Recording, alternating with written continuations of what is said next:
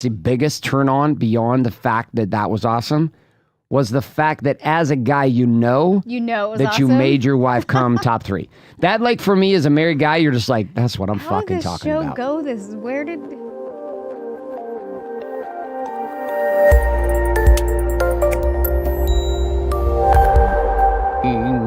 Fly, fly. Welcome to the Date Your Wife podcast, where we're wearing glasses and my wife can't seem to keep her microphone erect.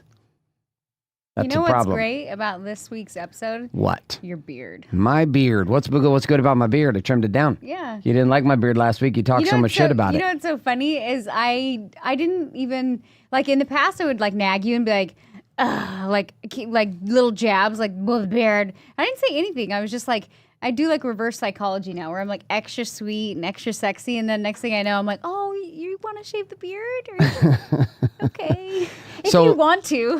Is this because you've learned that you get more done with sugar than you do with spice? I have a principle in life with all things. Danielle, how do you get what you want in the end? And then I'm like, and what are the steps required in between? And I'm like, have you really thought this way from the beginning?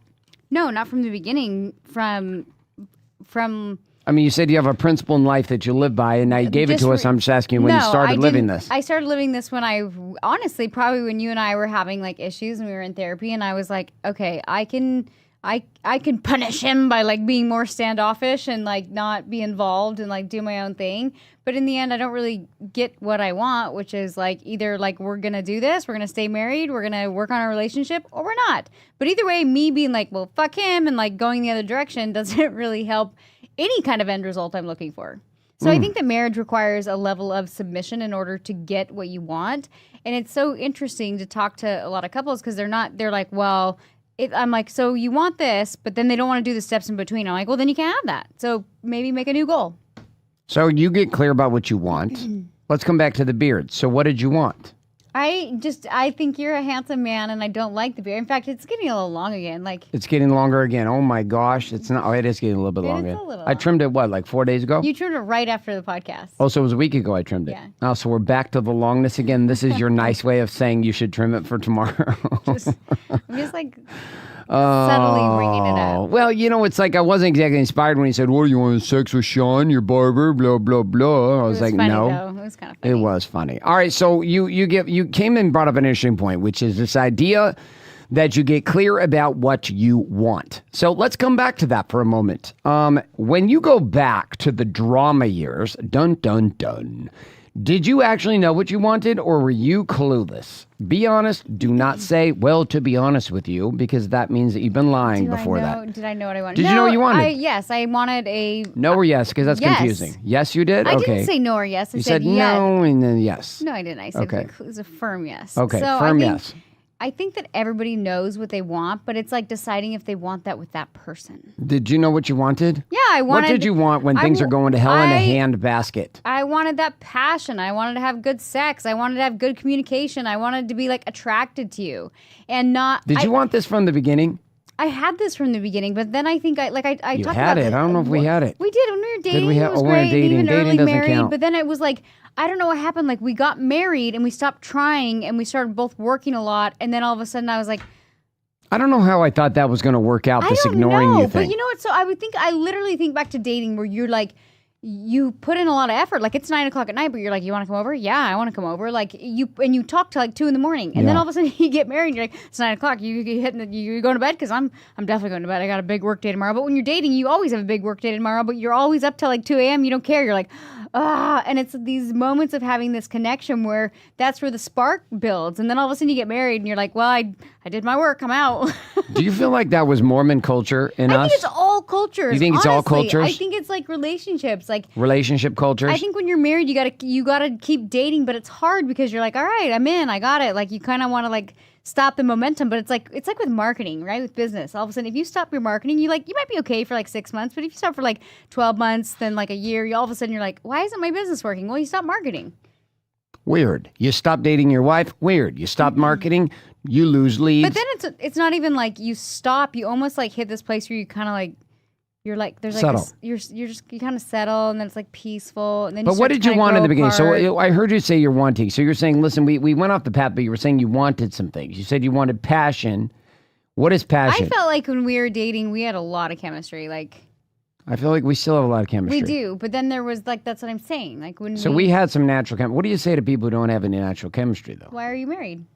Wow. Okay. Why seriously? Like I look at people that are like, well, I got married because he looked good on paper. I'm like, do you want to have sex with him? And they're like, yeah. I'm like, but do you want to have sex with him? Like, honestly, like if there was no spark, I'd be like, I'm out. Like, honest, when I met you, I was 18. You were 25. You drove a beat up Chevy something with stick on hubcaps. It was a Dodge Spirit. I don't know. But Dodge Spirit. You had a kid. Like there had to be some chemistry. Like, Yeah, come it was on. the I was Hawaiian a seat cute, covers and my 18-year-old, pina and I was colada like. air freshener. And everything on paper looked bad and said, no, this guy is not for you. Like from the first time I met your family, even I was like, man, this is a different experience for me. Wow. I took my wife to go visit my family in northern Utah, and our very first experience at the house, which is so funny because at the time I didn't think this was a big deal. When I think back on it now, I'm like, oh my gosh, I don't know how I thought that was going to work out, but I was being me. You know what? And So it's we good, went to my parents' and it's a house. good thing that I met you at 18 because there was, honestly, I think You wouldn't have been down. Let's tell them what happened because you come to my house. It's Christmas time, Christmas Eve. We decide to get into was the the pickup weirdest truck thing with some ever. hay bales in the No, back. I thought it was the weirdest thing And ever. we drove and down if your dirt family roads listens to this, Walmart. Like, I'm going to tell you, it was a little weird. Like, your family was like, hey, we need to go Christmas shopping. And I'm like, it's Christmas Eve. Who goes Christmas shopping on Christmas Eve? Obviously, the Whites. And then I was like, and what? Is there a mall in this town? Like this? There what? was no mall. And It's they're like, called there's a Walmart. And I was Walmart. like, cool. Is there a Target? They're like, no, there's a Walmart. And I'm like, Target's too high end for yeah. that So I was city. like, that's fine. So then I'm like, oh, should we drive separate? And they're like, oh no, we got a truck. And I was like, oh, there's hay in the truck. And they're all, oh yeah, we'll put a blanket down. And I was like, oh, okay. And then we galloped in our. We galloped in our truck down the dirt roads to the I was back like, entrance to the Walmart. And then I remember you. I decided I you wanted bought to buy sweats. everyone sweats. Everybody got Everybody sweats. got matching And sweats. then I got to this point where I was like, this is funny. What you really thought was, what the fuck am I doing here? No, I was just like, oh, they're a tight family. We are. I mean, Yeah. that's how it goes. I mean, my family we didn't have money. So like for us, You know getting what? in You a know what truck with a sold bunch me? of hay Okay. was like, okay, You know let's what go. sold Buying me sweats for is, everyone like, else was a big deal. I thought it was kind of weird. But what sold me is like when we went back to your house that night, I remember your family brought out board games and they were just like goofy and silly and we had fun. And I was like, they're weird and funny and I like it. Like it was just Yep. it was just kind of like, it was fun. You know what I Listen, mean? if you want to have game night, you come to the White House. You don't come to our house. Our house right now, we don't do game night too much. We don't- You go to Deb and Brett White's game night at my parents' house Like they're growing up. serious. No, it's serious shit. Like you don't fuck around at the game night. Game night's a big deal. Everybody shows up. My sister makes game board tables right now for a living. Did you know? Well, side business. You know, No. Haley. All right, so we get clear about what we wanted. What you wanted was a guy who would take you to Walmart on Christmas Eve on the back of a pickup with some hay bales because you were super used to that lifestyle. Oh, Man, I think. man, you must have had some real. You were super certain, man. Oh, I was so confident. I was like wearing my Jinko jeans and my Jinko jeans and my plaid shirts. You've always carried yourself like very like well. Like, and I was actually talking to a friend of mine. And I'm like, the hottest man in the room is the guy who is like comfortable and confident with himself. He doesn't have to try too hard. Like it's an energy, right? And I just remember like, like when I would see you and you didn't even know I was watching, you carried yourself like in a very confident way, and that's what I liked about you. I was like, that's really sexy, but then yeah. Well, that's true. So one of the things that you wanted was passion, which we had some of that. You wanted sex. Now, this was not a normal topic for us. This was kind of a rough thing right out of the gate. Like, it just was. Oh, yeah. Married sex was, like, rough for us. You know, you weren't sure if you liked it. I mean, it was rough. Okay. And you had I was birth actually control thinking about issues this. and all kinds of No. crazy shit going on. Okay, I'm just gonna. Well, I I'm appreciate just the gonna truth is say coming this. out 20 years later. Give it to us. So, in any kind of Mormon or Christian culture, it's like don't have sex, don't have sex, don't have sex, and probably that was probably a good frame for me. I probably would have had lots of sex and ended up pregnant. So it was a good frame. However, because like just the one thing was off the table, I had a lot of experience with other things, and the other things are. I realized I was like, I got married and had sex, and I was like, the other stuff's way better. But then, So what you mean by other things is oral sex? no, just like all the petting, foreplay, like everything. I foreplay. was like, man, like Yeah, like everything but I was penetration. like the actual penetration. I was like, that's it. Did you think that it was going to be better? Yeah. Oh, wow. Well, It's a little disappointing for you. yeah. But what I realized, I was like, all the stuff in between is the stuff that goes on for a while, and that's the fun part. So Yeah. I was like, okay. So you thought you just dropped all that part and you went well, straight no, to... what I'm realizing is I was Okay. like, oh, I'm, because like I talked to my girlfriends and they're like, how many men have you slept with? I'm like, one. And they're like, what the? You're a fucking unicorn. I'm like, I know, but I'm like, I feel like I had lots of fun before that. So I feel like I'm good. Like I'm complete. You got some reps down. I got some reps. Little warm-up reps. But then we kind of went to the dark zone, which is like all those warm-up reps that you had and the fact that I had warm-up reps. And we still weren't really figuring it out. I don't feel like we really had our sex life dialed in at all until about I think, 3 years we were ago. so good before we got married, and then we had sex, and then it was just like a lot of quickies. It was just like a lot of quickies. Bad. But then I think I was like, we got to go back to the fun stuff. Well, there was a lot. If I take responsibility on my side too, there was a lot of a lack of confidence on my side. I had a lot of confidence in a lot of areas, but I didn't have a lot of confidence in the bedroom.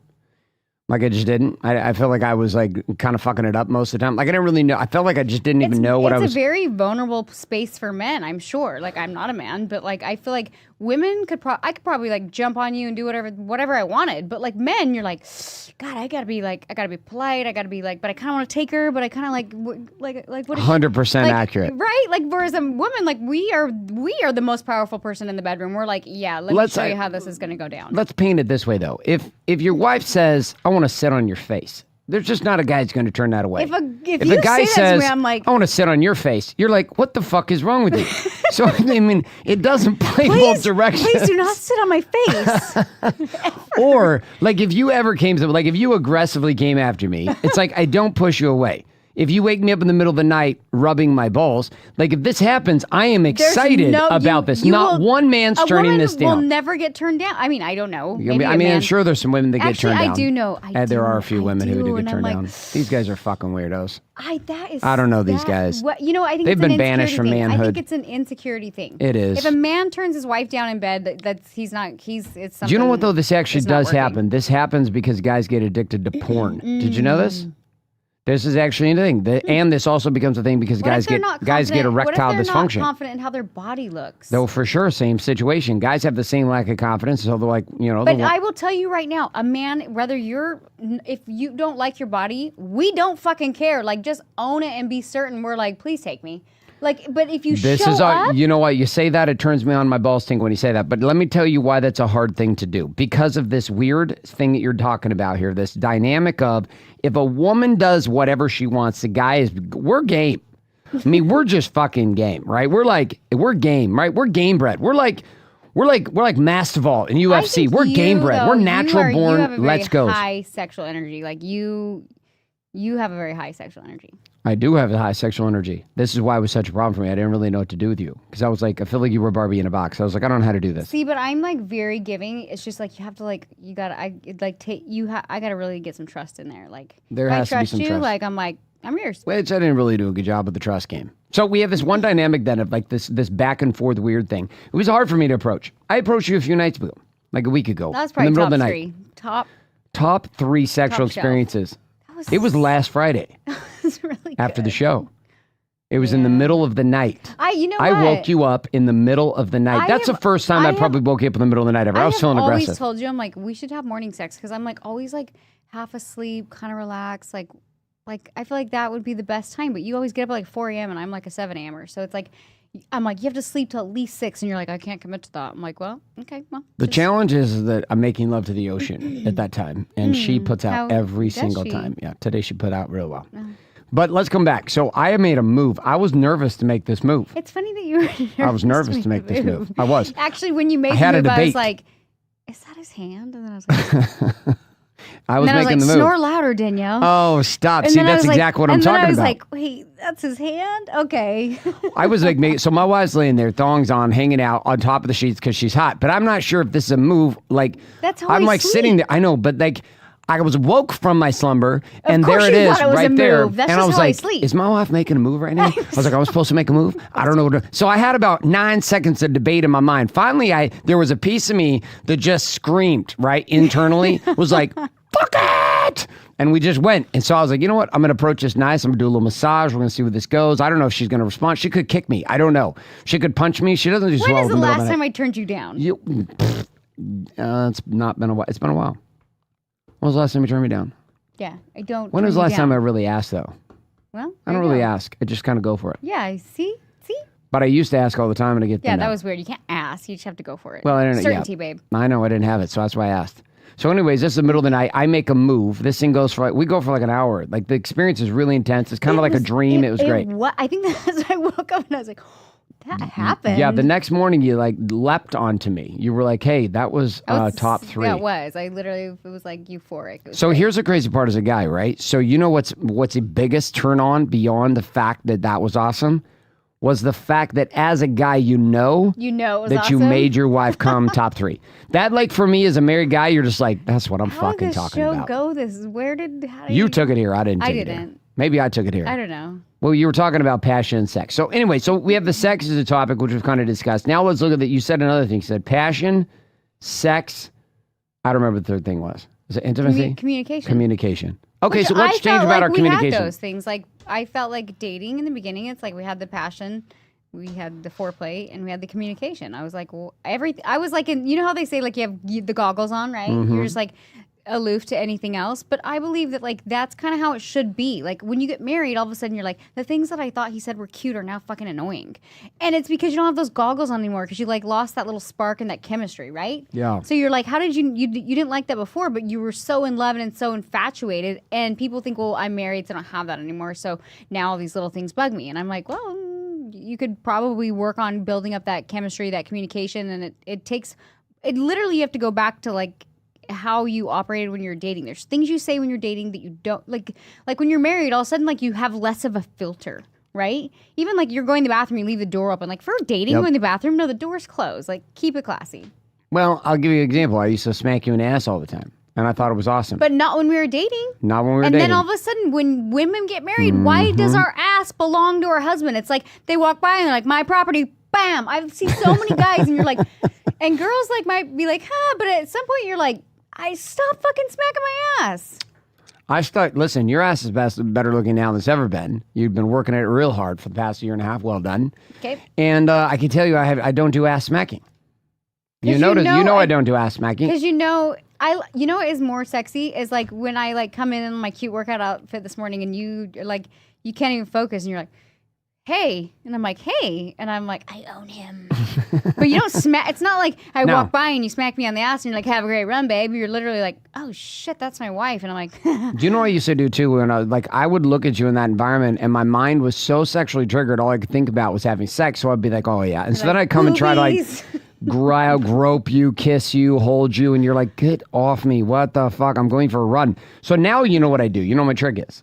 The trick is now I get sexually triggered, and then I hold it all back. Good. I hold it all back, and I feel the should. buildup. It's like my factory workers That's what start I- going, what the overtime? That's what I was do like, every you get time yourself during ready. Sex, you hold it all It's back, happening. and then You are a holder backer.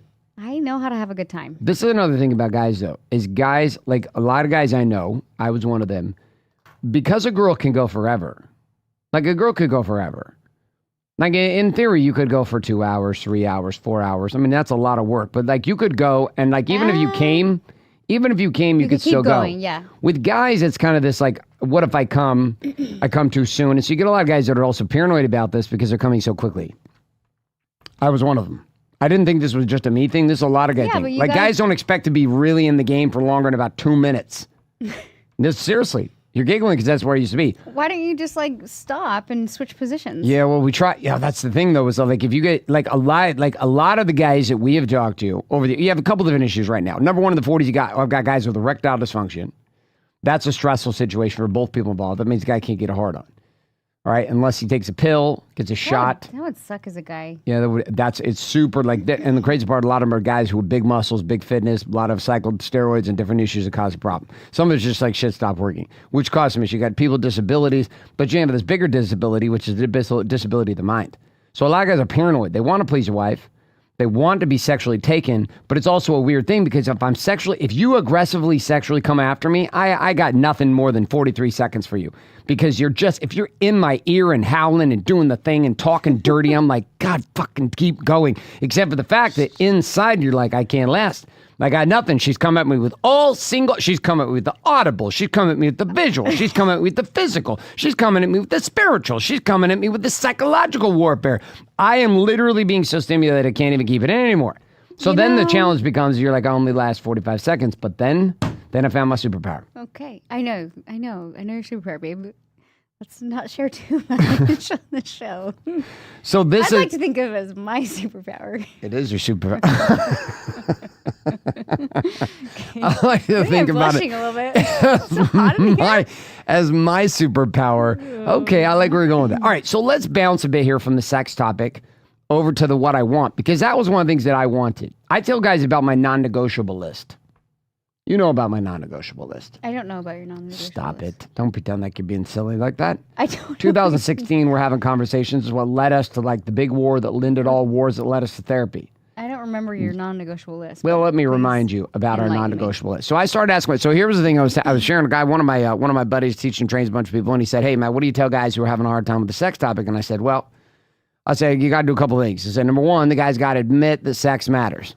Right? Did sex in our marriage matter to you? I don't know. I'm asking you right now. I mean, I think it did, but I don't know where you're at on that. It did, but I like lost trust in you, which then I was like not willing to like kind of give myself to you. So I was like, well, no, like, but it definitely creates like the goggle eyes. I'll just say that. Okay, so do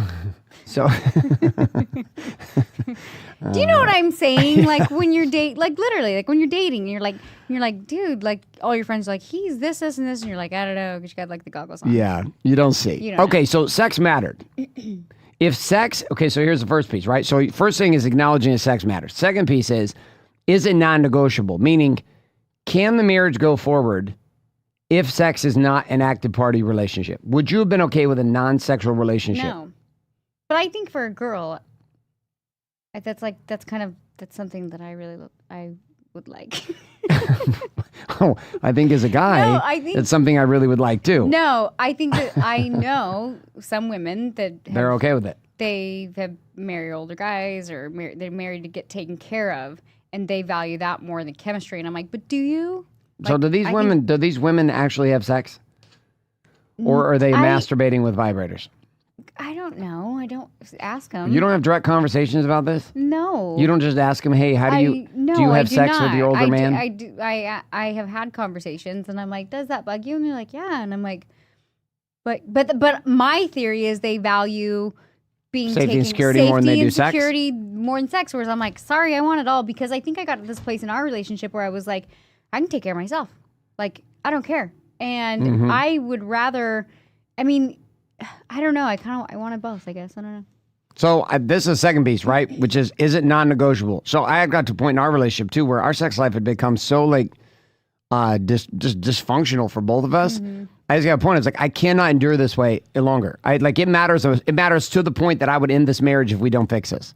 Which is what ultimately led us to therapy, led us to a whole bunch of other things, right? And I realized I had a history of fucking this up, right? I did a lot of things to create distrust. And I showed up in ways for the first 10 years that caused all kinds of issues too. We shared this before, like you had a little mini affair like 10 years ago, but it wasn't even that. I think that the reason I didn't have trust in you is I felt like you were always pushing me away. You're always like, you should date other men. You should do this. And I want a divorce. Like anytime we'd get in a fight, you were like, well, we're fucking not going to make it. And I'm like, I need you to understand, like, you're the one that fucked up, but I realize I played a role in that, and I want to work this out with you, but I can't if you're, like, dangling the carrot in front of me and keep every other fight or conversation we have, you're like, I'm out. I'm like, I need stability. I need you to say you're all in. I need you to fucking work on this with me. And I think we had, like, there was, like, probably, like, 4 or 5 years where I just felt like, literally, I was like, I just need you to be all in. Like, I need you to commit. You want my trust. You want my sexual vulnerability. Like, I need you to be all in with me in this moment. I wasn't. I mean, I didn't realize I wasn't, but I think I did realize I was. There was a piece of me that wasn't. I think you know what's interesting is I think about you saying me pushing you away. I did this. Like, I did this a lot, and I know a lot of guys that do the same thing. They do the pouty push away. But then when you would do it, I would kind of retreat too. It was And bad. It created I would wait till you were like so far, like just I visualize it like you were so far, just like literally like dangling off the cliff, and then I was finally like, okay, fine, here's my hand, I'll bring you back up. Like you would push me away, but then I would push you away even further until I was like, oh crap. Well, I hit like the dark zone where I was like out. There were a couple times I hit the dark zone when I was out, and you pulled us back. Like, I'd be sleeping in a different room in the house, and you'd show up in the middle of the night and have sex with me, and then I'd be like, oh, I guess everything's okay, even though we'd been like 2 weeks of chaos. But secretly, like, I knew, I was like, I knew that would, like, get us buy us some time. Do you know what I mean? Like, I don't necessarily think that fixed the problem now that I think back to it, but I was like, I felt like we were, like, on such a fine line that I was like, all right, I got to pull the sex card because like like you go to this place where you're like I shut people out. You shut people out. Like you're fucking people are dead to me. And I don't do that as much because I'm like I don't like that weight that it carries. So I'm like the type of person that's like, you're not dead to me, but this isn't gonna work. Like whatever. But I felt like it was like a garage door and it was almost closed, and I had like a window where I could slide in before it completely closed off. Because like once you close off, like you internalize it, and you just are like you're dead to me. You're fucking dead to me. Yeah, I mean that's a pattern for me. And I saw you do that with like friends and relationships, and I was just like, that's scary. Like I don't know. Like now I feel like you're a different human being, but there was a while where I was like, Garrett, you keep pushing people away, and you kept pushing me away, and I was like, I felt like I had to fight to break the cycle. I'm like, no. Like whether I'm stubborn or scared or whatever it was, I was just like, no, this is not happening. I didn't really know what to do with the fact that like a lot of my narratives and storylines were being completely shattered. Like between 2016, 17, there were all these stories I had about myself, about Danielle, about our marriage, about our life, about what we were up to, what we weren't up to. And I just kept like, there was this fantasy in my mind that there was this magical place I was going to arrive where the guy that I was going to magically have the woman that I thought I should have being the guy that I was, which was like pure fucking fantasy, because there's no possible way I could have the woman that my wife is now. If Danielle was who she is now, and I was who I was in 2016, and we dated, we'd have hung out once or twice and probably be done. Like legit. Like probably because that guy then would have no idea how to engage and be in a relationship with a powerful woman. Like I was still trying to figure that out even in 2016. So, fast forward 5 years and another baby. Like, I obviously figured that piece out. And there's a dance and a game to it that we had to really come to terms with. But that all started with me, right? So this whole thing, the third piece in that equation, when he was asking, well, how do you help guys that are, having a problem with sex in their marriage? And I said, one, does sex matter? Two, is it a non-negotiable? Meaning, is a relationship make or break if it doesn't happen? Three, what are you doing to show up in a way such that the problem even originated? Do you feel like, I feel like powerful men, like even we were talking to my brother this last weekend, and he's going through divorce, and he's dating this girl where I was like, I don't know, she kind of like, she seems sweet, but like kind of a pushover. Like you need like a more powerful woman, but he's so controlling, right? Yeah, most powerful guys are controlling, and they don't want somebody who can battle with them. They say what they want, but it contradicts like what they do. I'm like, okay, you want somebody to kind of like be sweet and kick you in the ass, but like you also don't want that. So I think it takes a level of submission for a powerful man too, to be like, this is what I want, and here's what and I need a kick in the ass, and I'm willing to do this, because ultimately, like, I think a spicy woman will actually make her man be a better man, and 100%. Men are scared to have a kick in the ass, and I'm like, I need you to understand, like, this woman might actually, like, you think you're like powerful, like, imagine you being even more powerful, right? So that's kind of how I look at you and I, like, I expect a lot, but I think me pushing you and you pushing back is how we've gotten to where we are as a couple, as our business owners and everything else, is because it's this level of like pushing one another and then kind of like submitting a little bit. That's 100% submission, right? It's like, you can't have two alphas sitting in the same tent. Mm-mm. Two alphas headbutt and go after each other, right? So you have powerful men who are used to being alpha, and then they get in a relationship and they have a woman who's rising in power, which is happening to a lot of women, because women empowerment is a big thing, has been a big thing since the launch of Frozen. I don't care if you're a powerful woman. Like, I still want to be taken care of. I want a man who can produce as much, if not more. I want a man who opens the door for me, who takes me out, like, who treats me like a woman, who doesn't slap my ass. But that requires you to become, submissive to the alpha. And I feel like right? I do that. Like, there's times where I'm like, oh, I can do this on my own, but I'm like, hey, babe, can you help me? Because then ultimately I'm like, what do I want in the end, Danielle? out. And then I'm like, okay, well, I should use Garrett because he's really powerful in this area, maybe with business or whatever it is. I'm like, hey, so it takes even for me, like submitting sometimes in business and being like, I could do this on my own, but I'm kind of stressed and I kind of want to be a mom. So why don't I like allow my man to come in and do this role inside here? You know what I mean? That same reversal has to happen for guys. This is why powerful guys have a hard time being powerful women, because there are times where you're in pure alpha. And in pure alpha, if I stay in pure alpha, it's trouble.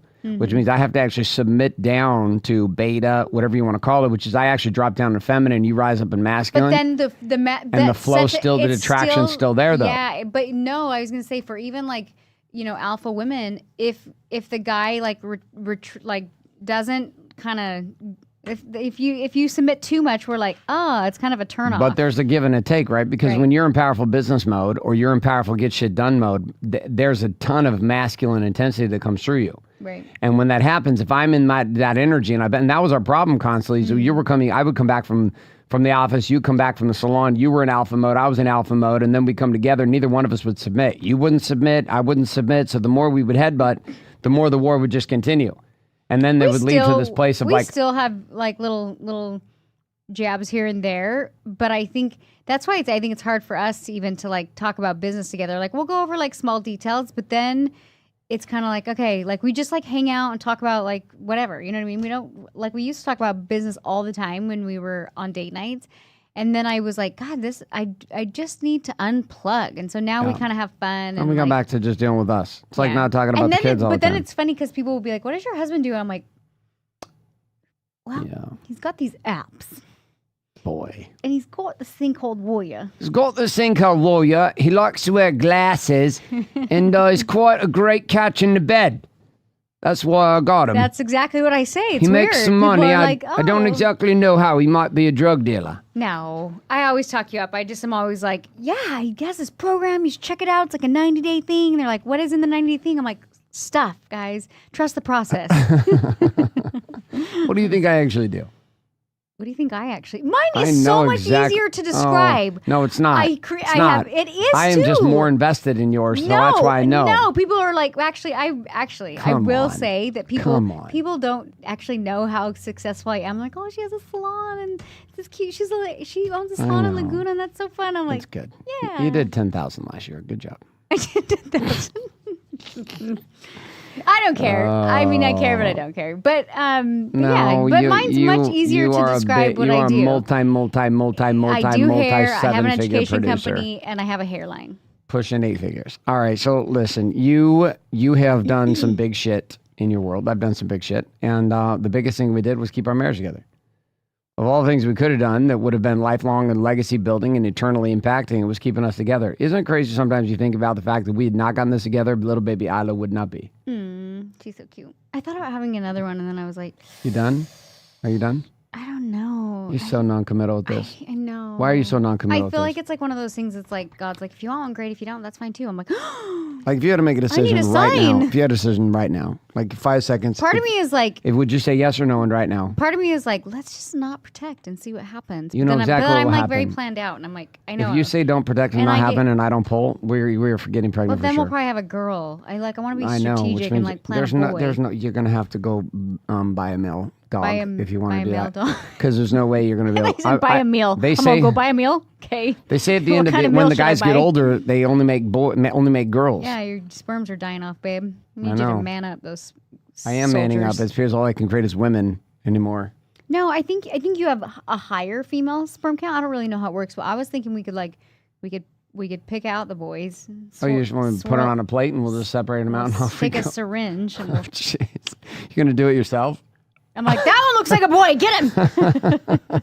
They're not ants. They're not ants on the table. Come on now. They're not that big. If they were, that'd be intense. I don't know. All right. So dating, date your wife. Listen, here we're going to wrap the show up with the following idea, right? There's a point inside of your relationship where you're going to have to get clear about what you actually want.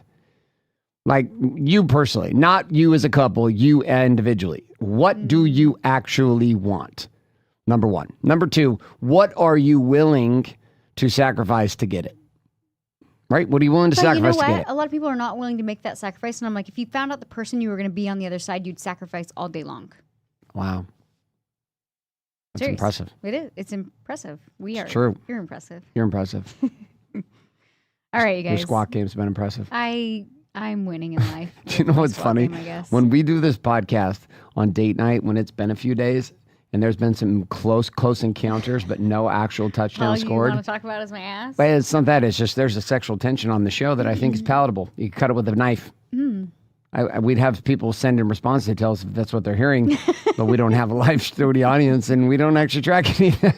We just we put hope the you show enjoy. up. We hope you like it. We actually come half the time and we don't have a topic, but I feel like we always add value. There's always add value. All right, so we're gonna wrap this All show right. up. Get clear. Let me summarize it. Okay. 1, get clear about what you want. 2, what are you willing to sacrifice? Number 3, inside of that sacrifice, who must you become to get what you want?